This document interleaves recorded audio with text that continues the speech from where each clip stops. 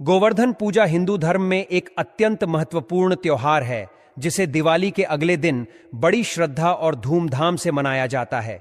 इस दिन भगवान श्री कृष्ण की पूजा की जाती है जो उनके द्वारा इंद्रदेव को पराजित करने और वृंदावन के लोगों को मूसलधार वर्षा से बचाने की कहानी से जुड़ा हुआ है। माना जाता है कि इस दिन भगवान श्री कृष्ण ने गोवर्धन पर्वत को अपनी छोटी उंगली पर उठाकर ग्रामीणों को सुरक्षा दी थी।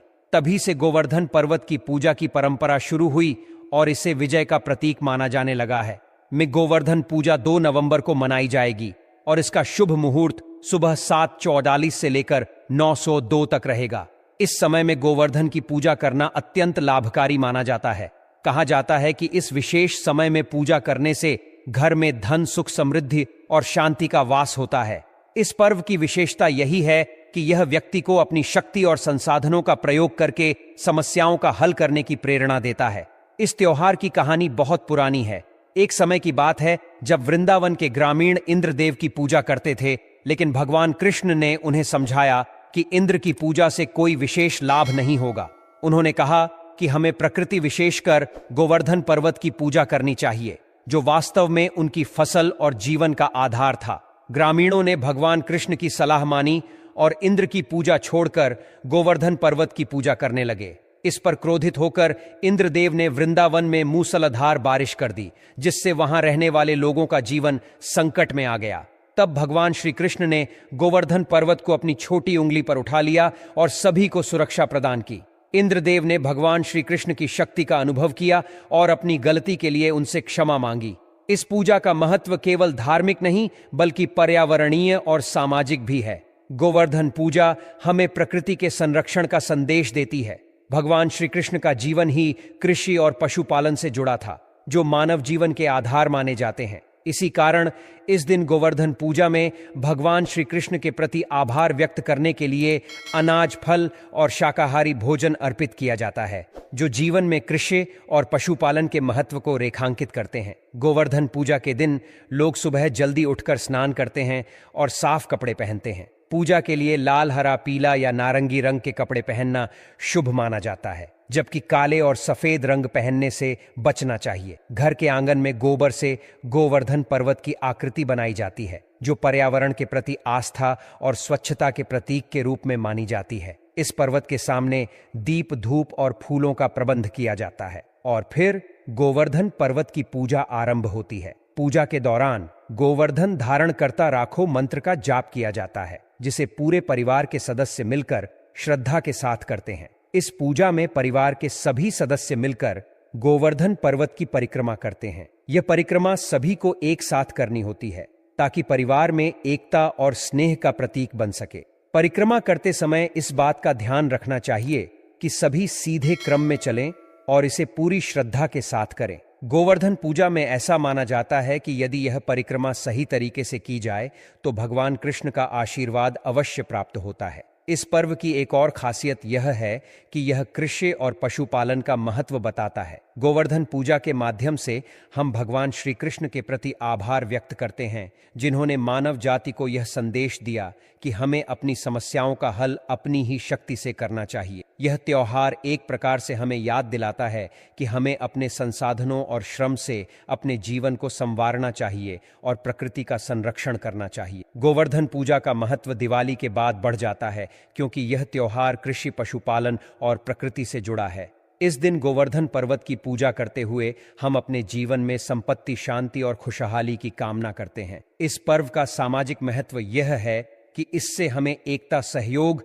और कर्तव्य निष्ठा का संदेश मिलता है। परिवार के सभी सदस्य एकजुट होकर पूजा करते हैं और अपनी परंपराओं को सहेजते हैं, जिससे सामाजिक एकता और पारिवारिक संबंध मजबूत होते हैं। गोवर्धन पूजा का यह महत्वपूर्ण दिन दिवाली के बाद उल्लास और भक्ति का माहौल बनाता है। इस पर्व को मनाने से हमारे मन में कृष्ण भगवान के प्रति आस्था बढ़ती है और हमें प्रेरणा मिलती है कि हम अपने जीवन में चुनौतियों का सामना अपने बल पर करें। गोवर्धन पूजा के दिन यदि आपने पूरे मन से गोवर्धन पर्वत की 7 परिक्रमा कर ली, तो ऐसा माना जाता है कि आपने पूरे ब्रह्मांड की परिक्रमा कर ली है। इस दिन श्री कृष्ण खुद आपके घर पधारते हैं और अपनी कृपा बरसाते हैं। गोवर्धन पूजा में श्री कृष्ण जी की भी पूजा की जाती है, जिससे उनकी विशेष कृपा मिलती है और घर में समृद्धि आती है।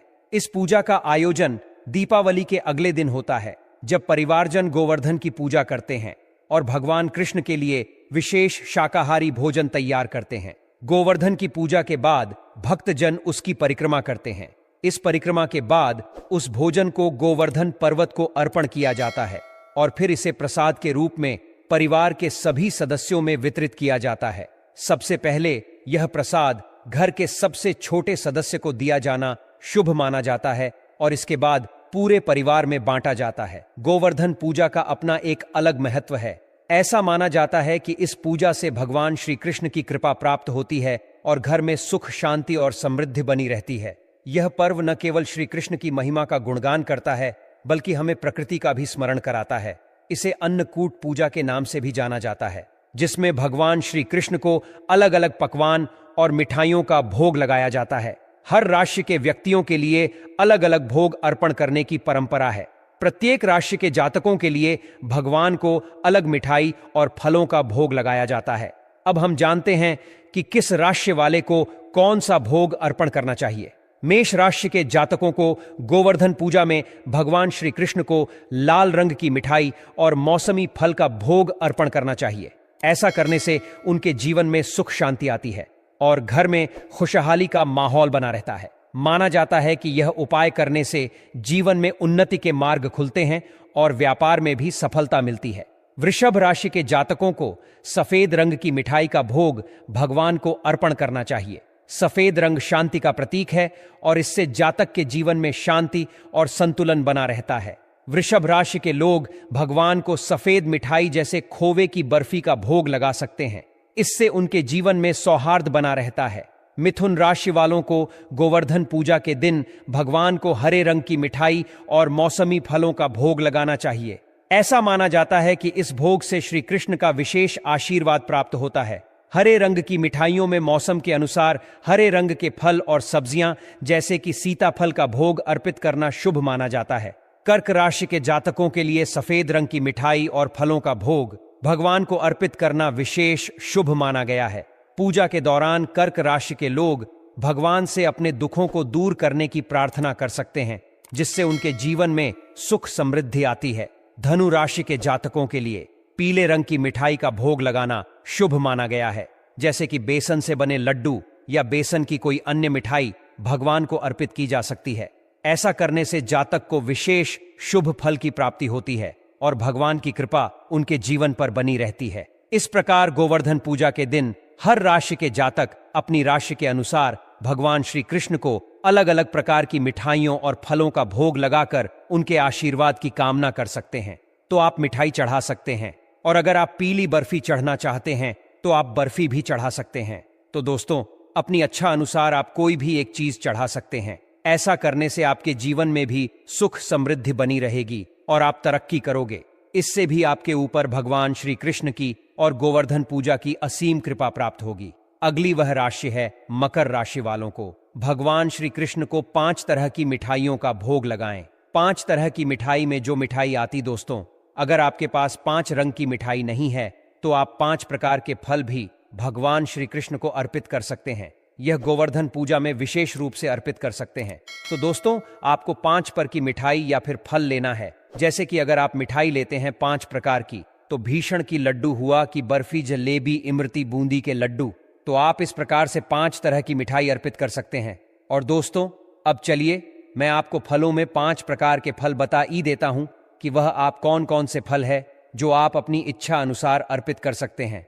तो फलों में आप ले लीजिएगा, मौसमी ले लीजिएगा, अकेला भी आप ले सकते हैं, और अगर आपके पास ना हो तो आप शॉप भी ले सकते हैं। तो आप इच्छा अनुसार कोई भी 5 प्रकार के फल अर्पित कर सकते हैं। ऐसा करने से आपके ऊपर गोवर्धन भगवान की असीम कृपा बनी रहेगी। तो चलिए दोस्तों, अब अगली वह राशि है, कौन सी है जान लेते हैं।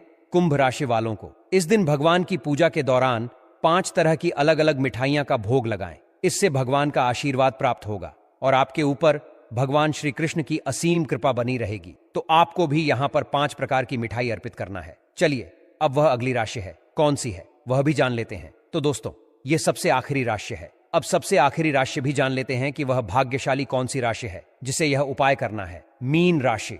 मीन राशि वाले इस दिन भगवान श्री कृष्ण को बेसन का हलवा और लड्डुओं का भोग लगाएं। भगवान की कृपा प्राप्त होगी और भगवान श्री कृष्ण का आशीर्वाद भी सदा आपके ऊपर बना रहेगा। तो आपको हलवा और बेसन के लड्डू ही अर्पित करना है। हलवे में आप ले सकते हैं आटे का जो हवा है वह भी आज चढ़ा सकते हैं, या फिर आप जो सूजी का हलवा है वह भी चढ़ा सकते हैं। तो आप अपनी इच्छा अनुसार चढ़ा सकते हैं, लेकिन आपको जो लड्डू होते हैं वह बेसन के ही चढ़ाने होते हैं। तो आप ऐसा जरूर करें। ऐसा करने से आपकी जो किस्मत की तारे हैं वह चमक जाएंगे और आपके ऊपर भगवान श्री कृष्ण की असीम कृपा बनी रहेगी। चलिए दोस्तों, तो आप इस वीडियो में साथ ही आपको यह भी बता देता हूं। चलिए दोस्तों, तो अब हम आपको यह बता देते हैं कि जो गोवर्धन पूजा होती है उसमें क्या बनना चाहिए और क्या नहीं बनना चाहिए। भगवान को क्या बनी चीज चढ़ाना चाहिए और क्या नहीं। गोवर्धन पूजा में चढ़ाने के लिए निम्नलिखित वस्तुओं का उल्लेख किया जा सकता है। नंबर 1, अन्नकूट। गोवर्धन पूजा में अन्नकूट या चावल, गेहूं और अन्य अनाजों से बनी विशेष व्यंजनों का भोग लगाया जाता है। नंबर 2, फल। विभिन्न प्रकार के फल जैसे कि केले, सेब और अना। नंबर 3, मिठाइयां। विभिन्न प्रकार की मिठाइयां जैसे कि लड्डू, जलेबी और बर्फी। दोस्तों, ऐसा माना जाता है कि अगर आप लड्डू गोपाल, जो भगवान श्री कृष्ण के बाल स्वरूप हैं, को माखन मिश्री का भोग लगाते हैं तो यह अत्यंत शुभ होता है। कहते हैं कि यह भगवान को अत्यंत प्रिय है और इससे वे प्रसन्न होकर अपने भक्तों पर विशेष कृपा बरसाते हैं। अगर आप अपनी पूजा में माखन मिश्री का भोग लगाते हैं तो लड्डू गोपाल, जो स्वयं श्री कृष्ण के अवतार हैं, अत्यधिक प्रसन्न होते हैं और भक्तों को अपार आशीर्वाद देते हैं। इसके अलावा फूलों का भी अपना महत्व है। विशेषकर गुलाब, कमल और तुलसी जैसे फूलों का उपयोग पूजा में करना अत्यंत शुभ माना जाता है। हिंदू शास्त्रों में तुलसी को अत्यधिक पवित्र माना गया है और भगवान श्री कृष्ण की पूजा में तुलसी के पत्तों का विशेष स्थान होता है। कहते हैं कि तुलसी की पत्तियां भगवान को अत्यंत प्रिय हैं और पूजा में इसका उपयोग करने से विशेष आशीर्वाद प्राप्त होता है। अब बात आती है दही की। श्री कृष्ण को दही से अत्यधिक लगाव था। उन्हें माखन चोर के नाम से भी जाना जाता है। गोवर्धन पूजा के दौरान दही का भोग अर्पित करना बहुत शुभ माना जाता है क्योंकि यह उन्हें अति प्रिय है। दही का भोग अर्पण करने से भगवान कृष्ण की कृपा प्राप्त होती है। इसी तरह घी का उपयोग भी पूजा में विशेष रूप से महत्वपूर्ण है। शास्त्रों में बताया गया है कि गौ माता का घी भगवान को अत्यधिक पसंद है और इसे पूजा में शामिल करने से भगवान प्रसन्न होते हैं और सुख समृद्धि का आशीर्वाद देते हैं। इसके अतिरिक्त पान का पत्ता और सुपारी भी अर्पित किए जाते हैं। पान का पत्ता पवित्रता का प्रतीक माना जाता है और इसे भगवान कृष्ण को चढ़ाने से शुभता बढ़ती है। यह परंपरा का एक अभिन्न हिस्सा है और इसे शास्त्रों में भी वर्णित किया गया है। अब जानते हैं कि गोवर्धन पूजा के दौरान किन चीजों का त्याग करना चाहिए। इस दिन मांसाहारी भोजन वर्जित माना जाता है। इसके साथ ही शराब और किसी भी प्रकार के नशीले पदार्थों का सेवन वर्जित है। इसके अलावा लहसुन और प्याज को भी इस दिन पूजा में शामिल नहीं किया जाता है क्योंकि ये तामसिक माने जाते हैं और शुद्धता की दृष्टि से इन्हें त्यागना आवश्यक माना जाता है। पूजा में इनका उपयोग नहीं करने से सकारात्मकता बढ़ती है और पवित्रता बनी रहती है। इसी तरह काले रंग की वस्तुओं का भी त्याग किया जाता है, जैसे कि काले फूल और काले वस्त्र। काले रंग का उपयोग शास्त्रों में अशुभ माना गया है और विशेषत गोवर्धन पूजा में इसका त्याग करना आवश्यक माना जाता है। दीपावली के पश्चात 5 दिनों के महापर्व का अगला महत्वपूर्ण दिन भाई दूज का होता है। भाई दूज का त्योहार भाई बहन के पवित्र रिश्ते को दर्शाता है, जिसमें बहनें अपने भाइयों की लंबी उम्र और समृद्धि की कामना करती है। इस दिन भाई अपनी बहनों से तिलक करवाते हैं और उनकी रक्षा का संकल्प लेते हैं। यह त्योहार भाई बहन के प्रेम का प्रतीक है और इसे पूरे भारतवर्ष में हर्षोल्लास से मनाया जाता है।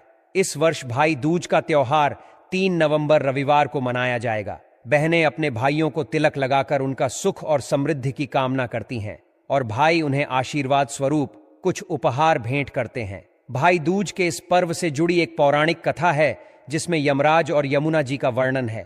कहा जाता है कि इस दिन यमराज अपनी बहन यमुना जी के घर आए और उन्होंने तिलक लगवाया।